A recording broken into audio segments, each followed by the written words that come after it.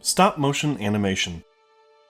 From its humble beginnings as a means of visual effects, to the latest releases winning Oscars for Best Animated Film, the near-limitless potential of this medium is still being explored, with some of the brightest minds in film using it to tell their stories.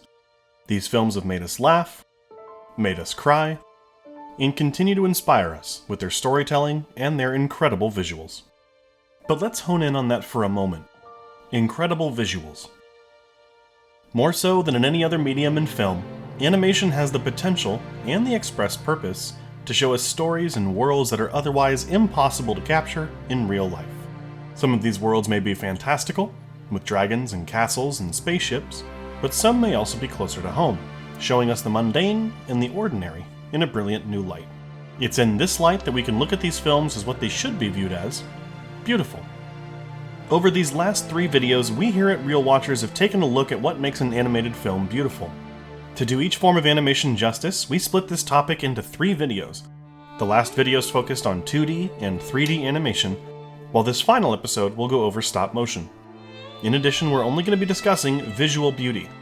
We'll be doing another video in the future that will contain more emotionally or thematically beautiful films. This video is the Tinder of stop motion animation. We're only going to be swiping right on the prettiest ones.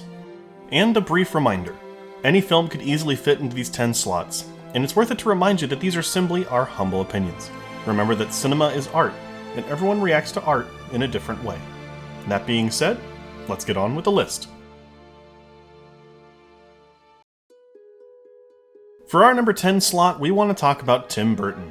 The filmmaker is responsible for bringing us great stop-motion films like Frankenweenie, his student film Vincent, as well as Corpse Bride. But we'll be a little obvious here, and give number 10 to The Nightmare Before Christmas.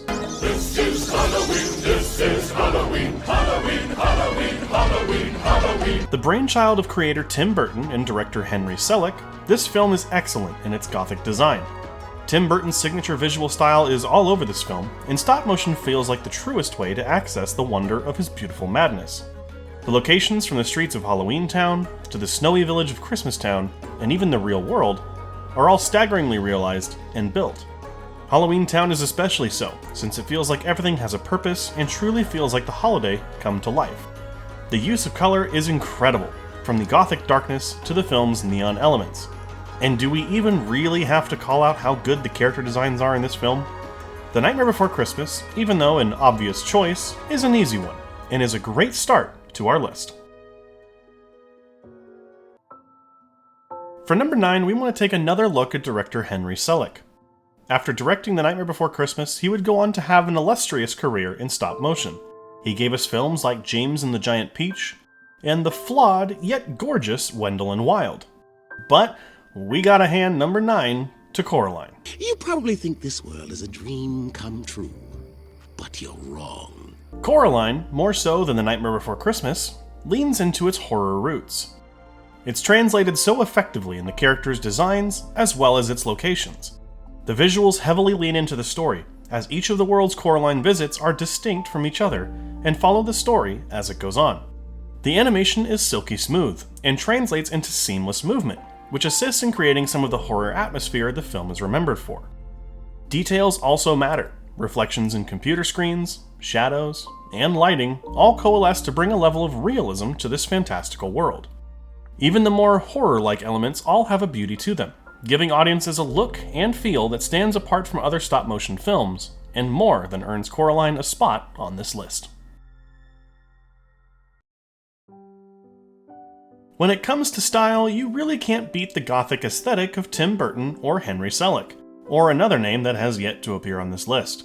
But if there's one stop-motion film that makes a style of its own, while also looking so familiar, it has to be My Life as a Zucchini. Good morning, ma'am. Good morning. I'd like to introduce your new friend, Ikar. Zucchini. Oh, of course, sorry. Claude Barras's wonderful little film about a boy who must move into an orphanage is not only a great film, but a beautiful one. Its style is part Burton, but also part storybook. While other films try to go more bombastic with how good they try to look, this film elects to remain more simplistic, and it's all the better for it. There's a bit of a childlike art project feel to the film, feeding off the artistic nature of the film's main character, Zucchini. Locations are well designed, almost gaining a warmth and a quality that feels like home as Zucchini gets more settled in. A lot of the film feels like it was made by the characters, with a simplistic design of the vehicles and outdoors. In a way, it feels akin to a child's art project, and if that style can produce more films as beautiful as this, then we certainly need more of them. For number 7, we need to talk about one of the biggest names in stop motion, Laika. The studio is responsible for wonderful films like the previously mentioned Coraline, Paranorman, The Box Trolls, and Missing Link. However, the most beautiful film in their filmography is also their best, Kubo and the Two Strings. The only weapon in the whole world that could protect him from the power of the Moon King. As with Coraline, the animation of Kubo is so smooth that you sometimes forget that it's stop motion. The faces of our characters are so wonderfully animated that it makes it easier to identify with them. On top of that, the locations are immaculately designed, from villages to caves and even ships made completely of leaves. One of the film's strongest points, though, are its characters, who are also brilliantly designed and unique that it only improves the viewing experience. From Kubo and his companions, to the villagers, the various enemies along the way, and the imposing Moon Sisters, the film truly nails it. In addition, the powers that Kubo gains throughout the film are visually astounding and leaves you wondering how they animated it. If you've never seen the film before or it's been a while since viewing it, it's a wonderful film and you won't regret spending time in its beautiful world. For our number 6 slot, we want to talk about the beauty in the mundane. For examples about what we're talking about, there's Australia's 999. The slice of life film about people living in a Sydney apartment complex. There's also the brilliant Marcel the Shell with Shoes On, a contemplation on family and belonging. However, neither of these capture the same beauty as what we're talking about as our number 6 pick, Anomalisa. Each person you speak to has had a day. Some of the days have been good, some bad. There's an argument to be made that Anomalisa isn't that visually beautiful, but we'd argue that there's something in the way that it animates the little things. From driving in the backseat of a cab to speaking at a corporate event, this film nails its cinematography. It feels like it could have been made with real people and real sets, but directors Charlie Kaufman and Duke Johnson really capture reality within its puppet world. The inspired choice to leave the facial animation lines works with the film's story, and adds to its underlying message of mental degradation. There's also the obvious visual of everyone having the same face and all being portrayed by the same voice actor. We won't spoil its reasoning here, as it's something that first-time viewers should definitely think about in the time after viewing it. Leave it to Kaufman to deliver such an interesting story presented with some of the best visuals possible though, and it clearly earns a spot on our list. Among the biggest names in stop motion that's not well known by the majority of filmgoers is Phil Tippett. He's responsible for so many stop motion effects in film, from Jurassic Park, to RoboCop, and to Star Wars. However, we want to reward him with our number 5 spot for his film Mad God.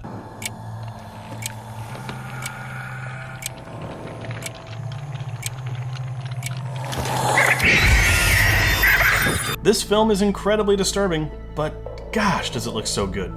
Phil Tippett's masterwork that was decades in the making is a labor of love and expertise unlike anything we've ever seen. It's an artistic genius at his most unhinged, and we just happen to be along for the ride. While the film is light on plot, it's heavy on visual storytelling, which is more than enough to earn it a spot on this list. Locations and characters are just as varied as you'd expect from a film made over such a period of time, and truly feels close to Dante's descent through hell from the Divine Comedy. If you've got the stomach for it, and the time to spare, Mad God is a fantasy unlike anything you've ever seen. We guarantee it.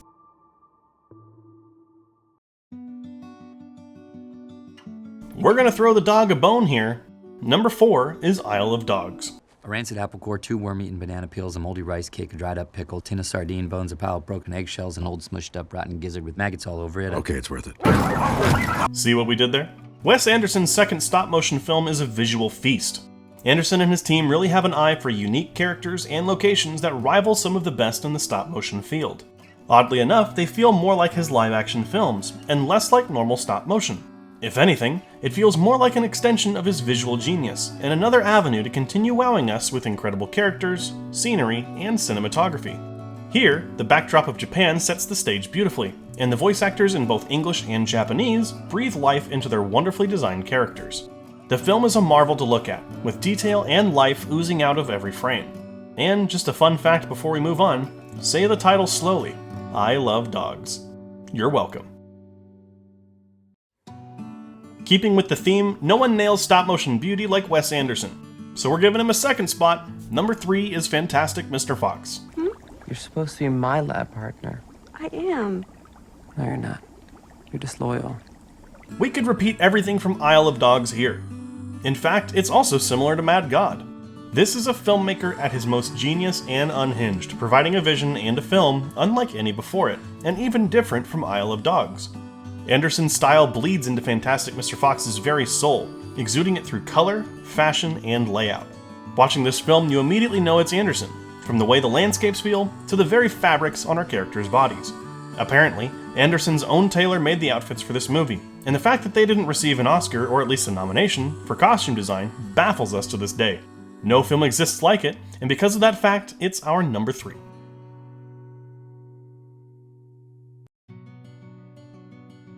As you can probably tell, we're running out of spots on this list, as well as movies to give them to. However, if there's any film that deserves a spot here, it has to be the recent stop-motion masterpiece that is Guillermo del Toro's Pinocchio. What do you call it? Call it? It's a clock. Don't match it. What to do with it? With it? It sings at 6 o'clock. Between Pinocchio and Wendell and Wild, Netflix seems to be trying to save stop-motion animation, and we're all here for it. Guillermo del Toro's delightfully twisted take on the Pinocchio story is like candy for the eyes for its entire 2-hour runtime. Pinocchio is designed so differently, as is its cast of characters, which differentiates it from the throngs of other adaptations of the same story.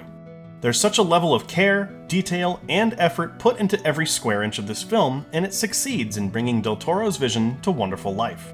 The film is immaculate, and a true return to form for stop-motion films, and we hope that the art form continues to be revitalized. It's the first stop-motion film to win the Animated Feature Oscar since 2006, and Netflix has already greenlit another stop-motion film from del Toro, so let's hope that stop-motion continues to make its more-than-earned comeback.